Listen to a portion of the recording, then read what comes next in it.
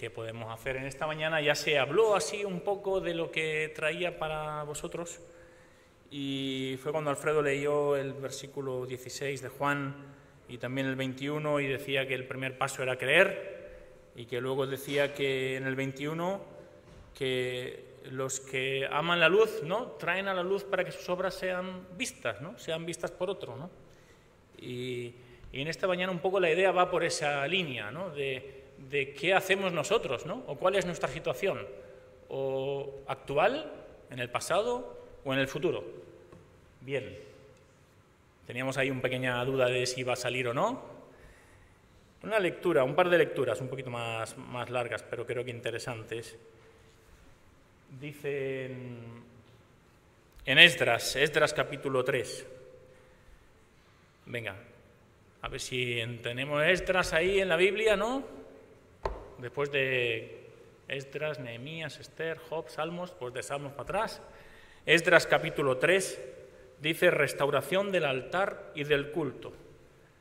Dice, cuando llegó el mes séptimo y estando los hijos de Israel ya establecidos en las ciudades, se juntó el pueblo como un solo hombre en Jerusalén.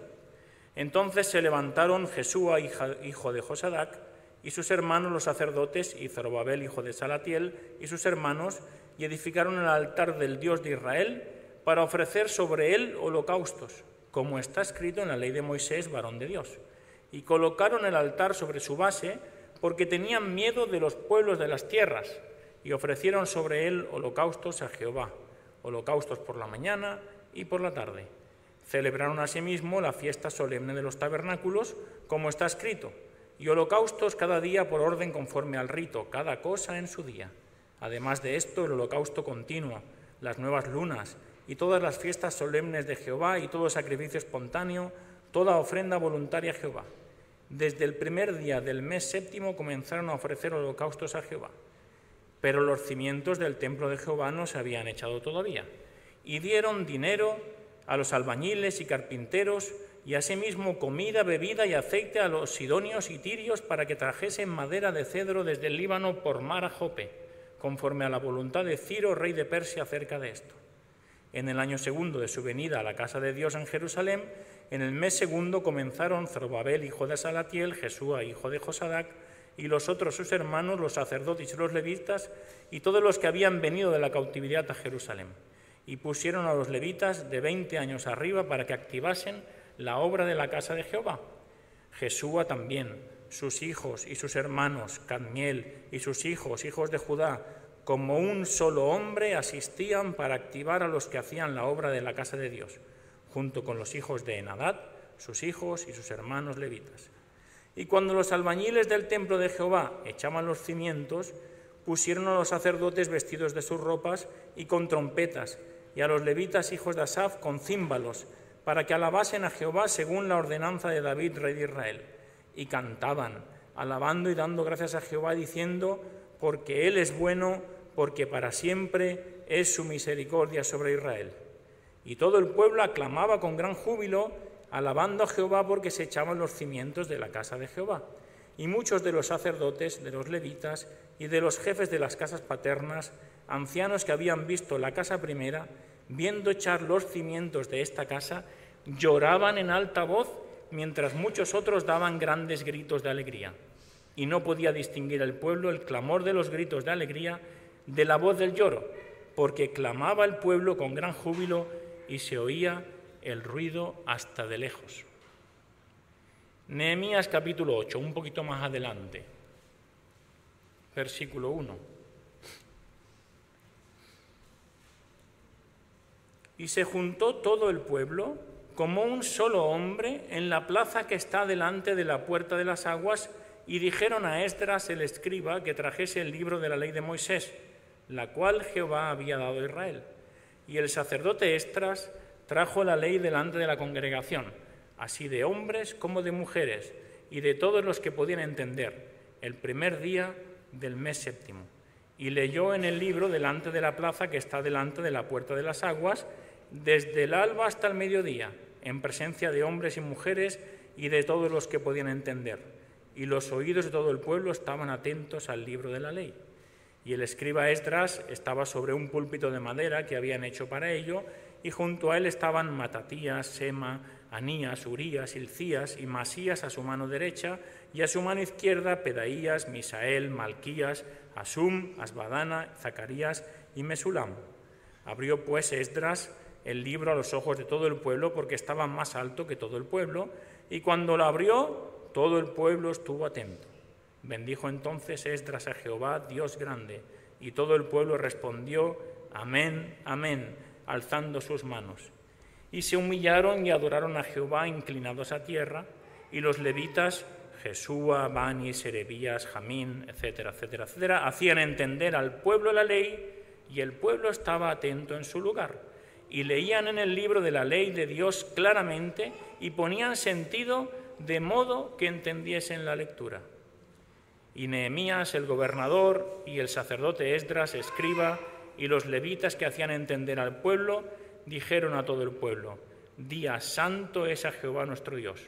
No os entristezcáis ni lloréis, porque todo el pueblo lloraba oyendo las palabras de la ley. Luego les dijo, id, comed grosuras y bebed vino dulce, y enviad porciones a los que no tienen nada preparado, porque día santo es a nuestro Señor. No os entristezcáis, porque el gozo de Jehová es vuestra fuerza. Los levitas, pues, hacían callar a todo el pueblo diciendo, callad, porque es día santo y no os entristezcáis. Y todo el pueblo se fue a comer y a beber y a obsequiar porciones y a gozar de grande alegría, porque habían entendido las palabras que le habían enseñado. Dale una vez, por favor. El otro día escuché una noticia sobre unos cafés especiales que habían hecho. A ver, dale. Ahí tenéis. Repair cafés. Los que no sabemos idiomas, lo del café ya nos parece bien, ¿no? Los que no sabemos idiomas, y si lo leemos literalmente, reparar, ¿no? En nuestro día a día estamos acostumbrados a tirar las cosas, ¿no? Algo se estropea, lo tiramos. Total, una batidora nueva vale 30, 40 euros, una lavadora, viene el técnico y dice, reparar esto, ¿no? El programador siempre se va lo mismo, ¿no? Y estamos acostumbrados a tirar las cosas, incluso aunque tenga una reparación sencilla, ¿no? Estamos en la sociedad del consumismo, ¿no? Y en la sociedad del despilfarro, podríamos decir, ¿no? Un tostador, un pequeño electrodoméstico. ¿Y qué pasó? Que nos fuimos olvidando, ¿no?, de cómo se reparaba, ¿no? También dicen, que ahora las cosas no son como antes, que se podían arreglar, ¿no? Como ahora está más de moda ser más respetuoso con el medio ambiente, bueno, pues aparecieron estos cafés. El primero de ellos apareció en Holanda, ¿no? Era un lugar de un encuentro, es un lugar de un encuentro informal y de libre acceso, cualquiera puede entrar, ahí que pone café, cualquiera puede entrar a por un café, y se juntan las personas que quieren arreglar un objeto con aquellas que tienen el conocimiento, ¿no? Con el manitas del barrio. Y además el café ofrece pues un montón de herramientas, libros de instrucciones, bueno, de todo lo que haga falta, ¿no? Y se puede usar allí, es gratis, se puede usar allí, es gratis. Y se puede arreglar ropa, muebles, bicicletas, ¿no?, aparatos electrónicos, y se le da una nueva vida a esos objetos, ¿no?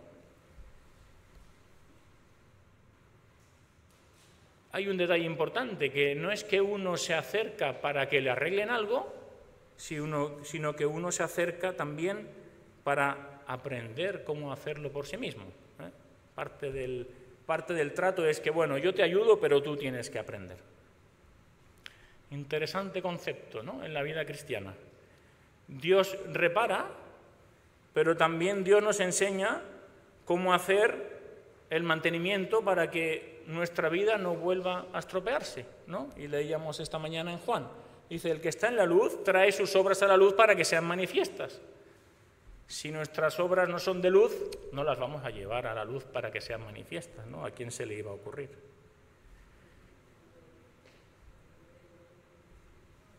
Ya hoy en día hay más de 2.800 cafés reparadores de estos por el mundo. También hay en España, en Badajoz podéis entrar y verlo. Y dicen que reparan más de 50.000 artículos al mes, o sea que llevan un ritmo bueno. Lo que me quería concentrar era en, como dice aquí, la necesidad de un especialista, la necesidad de un especialista. Y en el texto hemos leído, este texto largo, hemos leído que había carpinteros, que habían albañiles, que encargaron a los sidonios para que trajeran una madera específica, ¿no? Pongamos un ejemplo así más casero, ¿no? Se nos estropea la nevera, ¿no? Justo el día que está fuera de garantía, ¿no? Así que lo primero de todo, entramos en Google, ¿no? A ver si hay algún truco rápido y, sobre todo, barato, ¿no? Que me pueda ahorrar un dinerito. Al final, ¿qué pasa? Tiene que venir un experto, ¿no?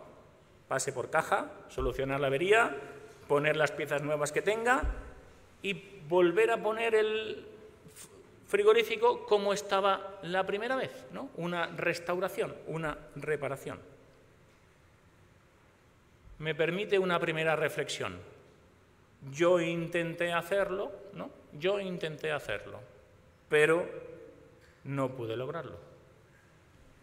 Igual hay cosas en nuestra vida donde yo intento hacerlo, ¿no? Donde yo intento resolver ciertas situaciones y solo Dios puede resolver eso en nuestra vida. La restauración es una obra especial que Dios hace en nuestra vida. Esto de la restauración es una palabra que aparece en el Antiguo Testamento y en el Nuevo, ¿no? Y conlleva la idea de llevar algo a su estado original, ¿no? ¿Cómo estaba antes de que esté hecho un desastre? ¿No? ¿Cómo estaba antes, su estado original? Algo no funciona, algo no funciona. Y Dios tiene la capacidad de obrar para poner nuestras vidas como estaban antes, ¿no? Como al principio, como funcionaban. Dale, por favor.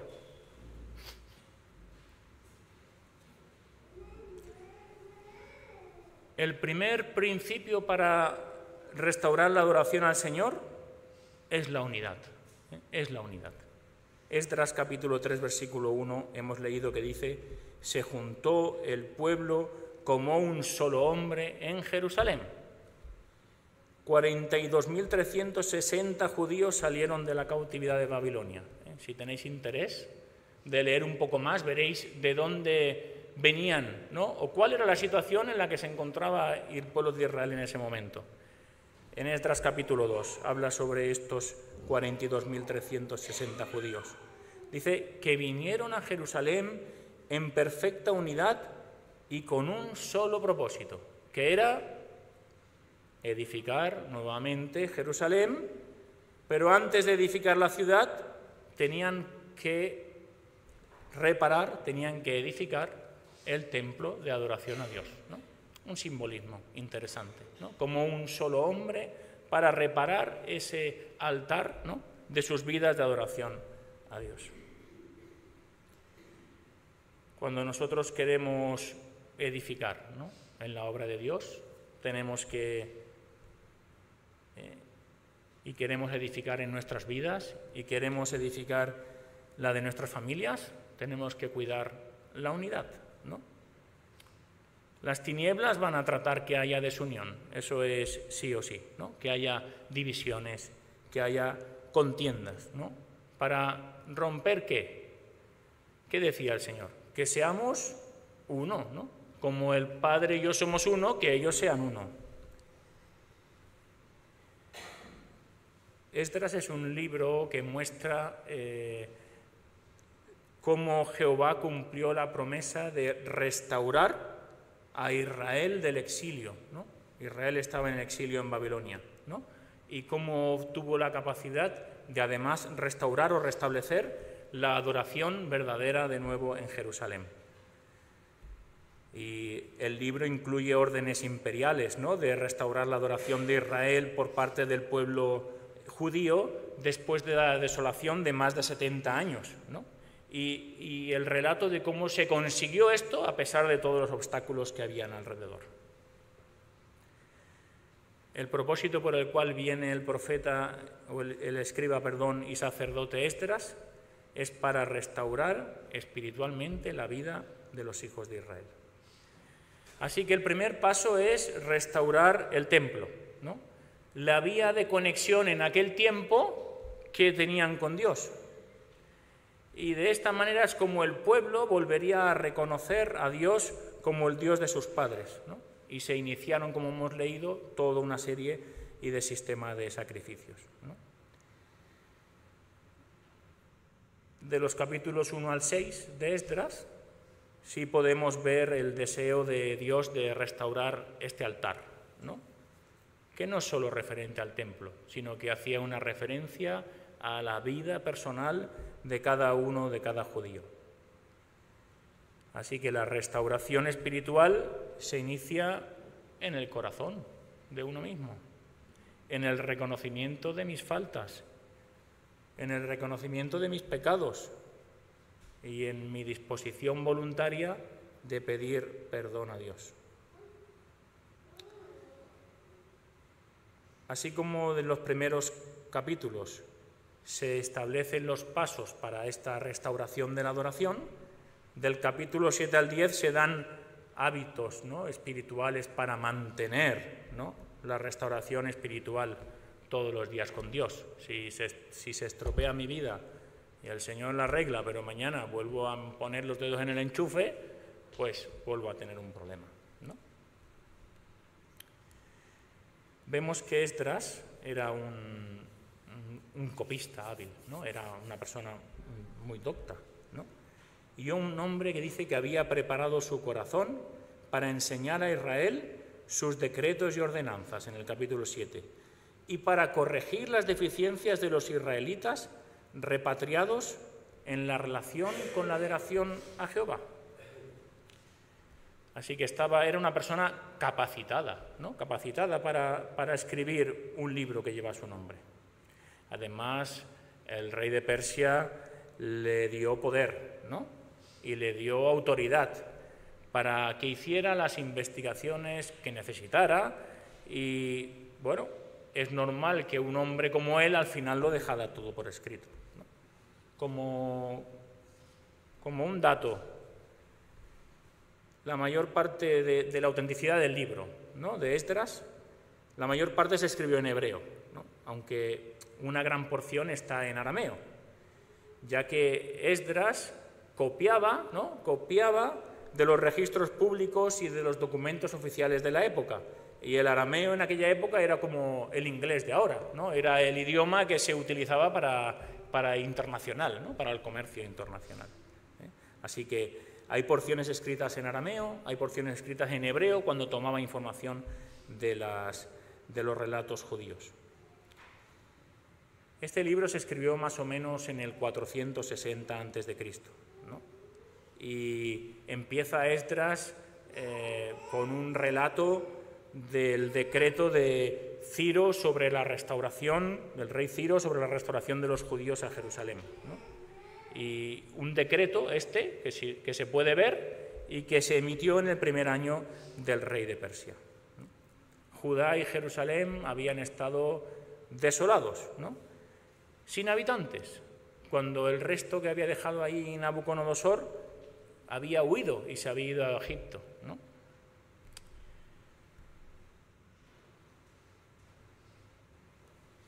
En la lectura que hemos visto o que hemos leído en esta mañana, vemos cómo se nos habla precisamente de esa restauración del pueblo de Dios, ¿no?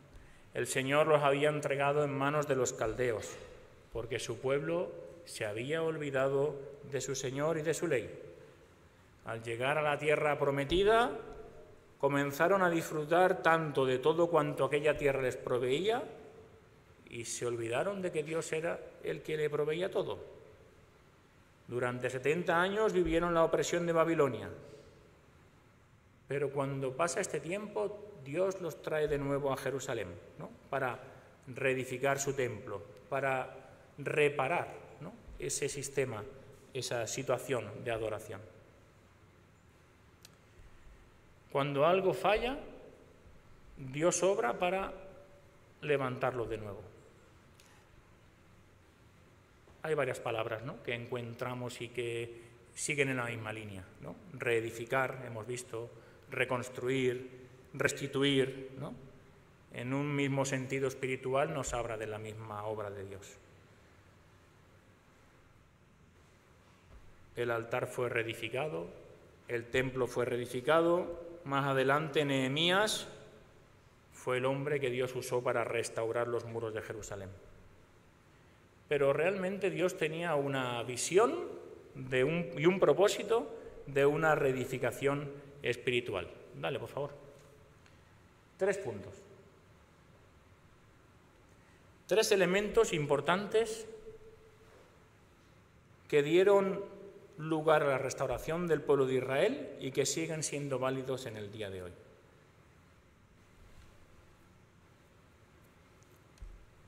El primero, una fuerte convicción en la palabra de Dios.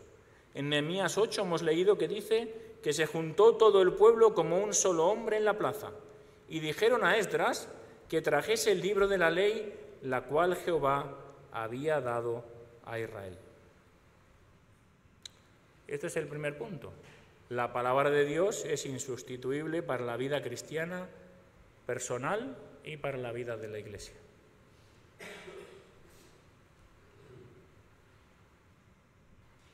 El Señor les dio una ley, ¿no?, porque les deseaba una permanencia, ¿no?, una permanencia en Él. Si no tenían instrucciones precisas que reflejaran la voluntad que Dios tenía para ellos, era un pueblo que estaba fácilmente en la línea de poderse perder, ¿no? La ley de Dios les daba visión, y sin esta visión el pueblo se extraviaría. Ahora el pueblo vuelve, ¿no?, después de tantos años fuera, y se encuentra de nuevo en su tierra, ¿no? Las cosas habían cambiado, no volvieron los mismos que se fueron, no estaban los abuelos quizás o los tatarabuelos que podían contar cómo habían sido las cosas antes de irse, ¿no? Y se dieron cuenta que necesitaban recordar la palabra de Dios. ¿Quiénes eran? ¿Por qué razón estaban ahí? ¿Por qué habían vuelto? Y le dijeron a Esdras, trae el libro, ¿no? Esto es algo sorprendente, ¿no?, que el pueblo dijera, Esdras, enséñanos, queremos oír la palabra de Dios, queremos recordar que Dios tiene algo que decirnos, necesitamos oír a Dios. Y esto es algo que se necesita en la actualidad, ¿no? Esto es una verdad que ha perdurado durante los tiempos y que no ha cambiado. Si el pueblo no desea la palabra de Dios, el pueblo se pierde.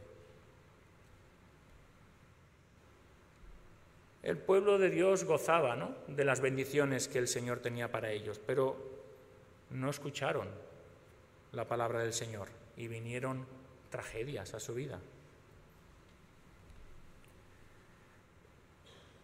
Lo mismo sucede con nosotros, ¿no?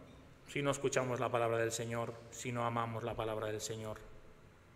Jesús dijo, escudriñen en las Escrituras, porque en ellas tenéis la vida eterna y ellas dan testimonio de mí. Juan 5:39. Nosotros ya hemos sido salvos por su gracia, ¿no? Pero es necesario que acudamos a su palabra, ¿no? Es necesario que acudamos para escucharle, para que dirija nuestras vidas correctamente a través de la palabra. Para que ocurra una verdadera restauración en nuestras vidas, en nuestra Iglesia, es importante considerar la palabra de Dios y su importancia, ¿no?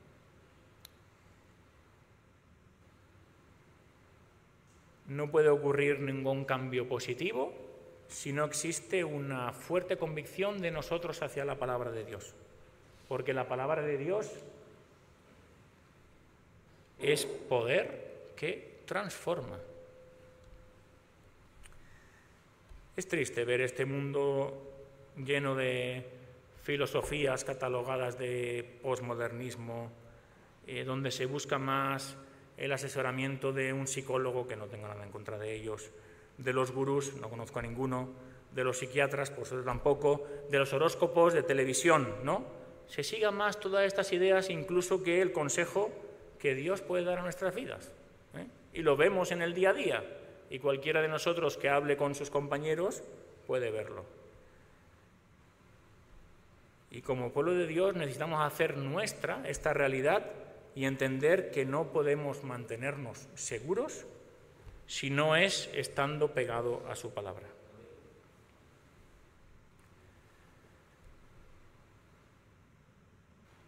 La palabra de Dios siempre apela a nuestro entendimiento y no nos fue dada solo para escucharla, no solo nos fue dada para conocerla, sino que nos fue dada para entenderla, para comprenderla y para vivirla, ¿no? Nehemías 8, volvemos, versículo 2, dice: y el sacerdote Esdras trajo la ley delante de la congregación, de todos los que podían entender, y leyó en el libro en presencia de hombres y mujeres y de todos los que podían entender. Y en el versículo 8 encontramos que dice: y ponía el sentido de modo que entendiesen la lectura. Así que la palabra del Señor se abre delante de nosotros para poder entenderla. Necesitamos que el Señor nos hable, necesitamos que el Señor inunde nuestra vida, ¿no? Que atienda a nuestro entendimiento, que podamos entender, que podamos comprender. No solo se trata de leer, sino de entender.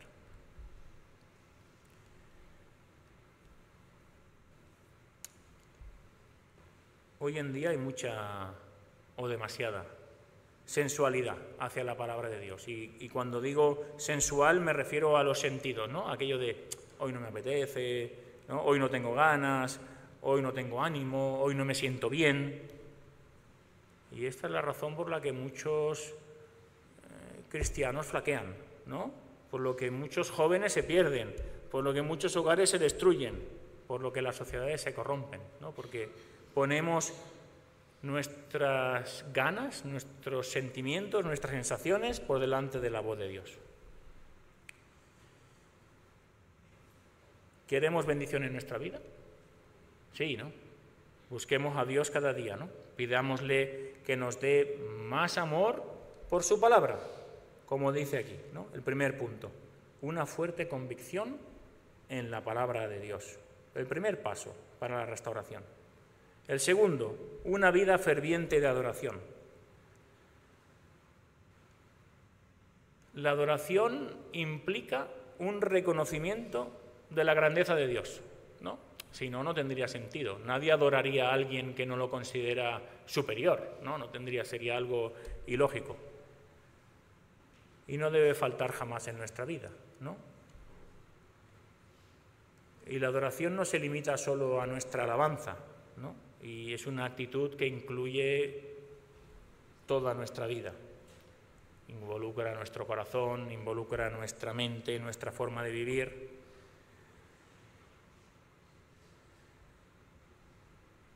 Nuestra adoración a Dios no puede quedar supeditado a nuestro estado de ánimo, ¿no? Debe de ser una experiencia vital, debe de ser algo que vivamos en el día a día continuamente.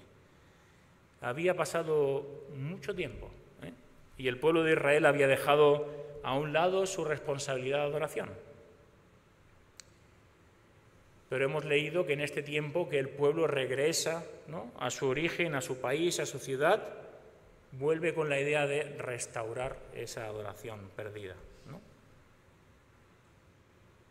Porque el pueblo que había sido llamado para proclamar alabanza se había olvidado de alabar, ¿no? Porque el pueblo que había sido escogido para adorar se había olvidado de adorar a aquel que lo había sacado de la esclavitud de Egipto y a aquel que les había bendecido por su misericordia.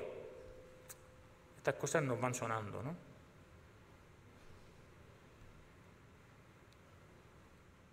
La restauración de la adoración fue una de las primeras cosas que ocurrieron en este periodo. Así que vemos una fuerte conexión entre leer la palabra de Dios y adorar a Dios, ¿no? Leyeron la palabra, la ley, comprendieron la ley y a continuación, después de haber escuchado la palabra de Dios, tuvo como resultado la adoración, ¿no? No había otro escalón posible. Una cosa llevaba a la otra. Dale, por favor. Como tercer punto. Ahí, otra vez. Ahí. Una renovación del compromiso. Nehemías, capítulo 9, versículo 38. Dice: a causa, pues, de todo esto, nosotros, esto habla el pueblo, habla el pueblo, hacemos fiel promesa y la escribimos, firmada por nuestros príncipes, por nuestros levitas y por nuestros sacerdotes. Y en el 10:29 dice que se reunieron con sus hermanos y sus principales para protestar y jurar que andarían en la ley de Dios, que fue dada por Moisés, siervo de Dios, y que guardarían y cumplirían todos los mandamientos, decretos y estatutos de Jehová nuestro Señor. Así que para la restauración también hace falta una renovación del compromiso. Es pararse y renovar nuestro compromiso con Dios. El pueblo escuchó la ley y el pueblo renovó sus votos. ¿Cómo se renueva la adoración? ¿No? Primero poniendo la mirada en Dios, porque Él es el que inicia la restauración. Segundo, evaluando nuestra relación con Dios, es decir, me miro hacia mí mismo, ¿no? ¿Cómo estoy yo? ¿Qué estoy haciendo? Tercero, permitir que Cristo haga los cambios necesarios en nosotros. Y como cuarto punto, aceptar la invitación que Dios hace a unirnos a Él, ¿no? A su tarea de restauración espiritual tuya y de tu pueblo. Dios siempre toma la iniciativa de buscarnos, ¿no? Él siempre toma la iniciativa de buscar al perdido, ¿no? Conocemos la historia de la oveja perdida, y el pastor dejó allí a las ovejas y se fue a buscarla. Pero no nos obliga, ¿no? Y nos deja que decidamos voluntariamente.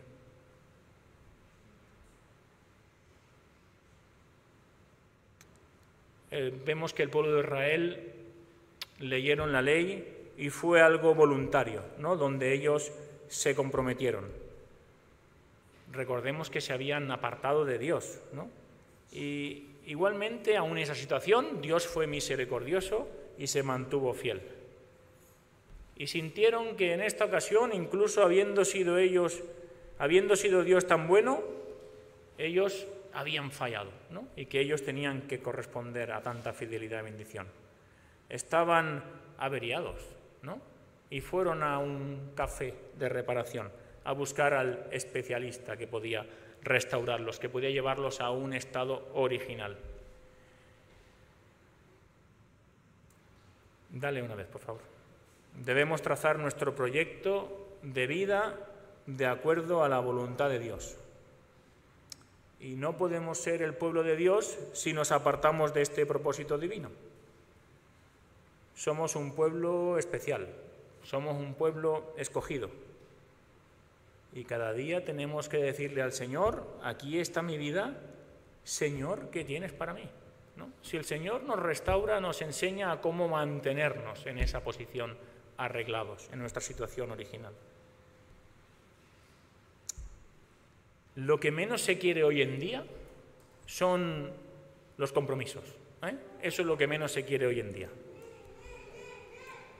Los empresarios no quieren contratar porque voy a tener que aguantar a esta persona X tiempo. La gente no quiere firmar nada, hipotecas, porque son compromisos. Los jóvenes no quieren casarse porque son compromisos. Incluso algunos cristianos poco quieren saber de los compromisos con Dios o con la Iglesia. Todo está bien mientras no nos comprometamos, ¿no? Esa filosofía del mundo se mete en nuestros corazones.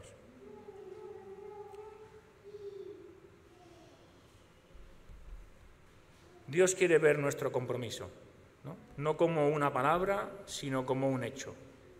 Y Él está comprometido con nosotros. Como dice en Isaías 49:16, dice: he aquí que en las palmas de las manos te tengo esculpido, ¿no? Cada día Él está pendiente de nosotros. Delante de mí están siempre tus muros, delante de mí estás siempre. Dale, por favor. Como conclusión, 3 cosas básicas, importantes, para que ocurra la restauración en nuestras vidas, en nuestras familias, en nuestra iglesia. Primero, vivir la palabra de Dios, ¿no? Lo hemos visto que el pueblo pidió que se leyera. Vivir la palabra de Dios. Segundo, nuestra adoración. Vemos que el pueblo leyó la palabra, entendió la palabra y no le quedó otra alternativa que adorar a Dios. Y como tercer punto, nuestro compromiso. Estas 3 están ligadas una con otra, ¿no? Y oremos entonces y pidamos al Señor que nos permita ver este cambio en su pueblo, ¿no? Este cambio en su iglesia, donde haya una iglesia que lea su palabra, que entienda su palabra, que adore al Señor.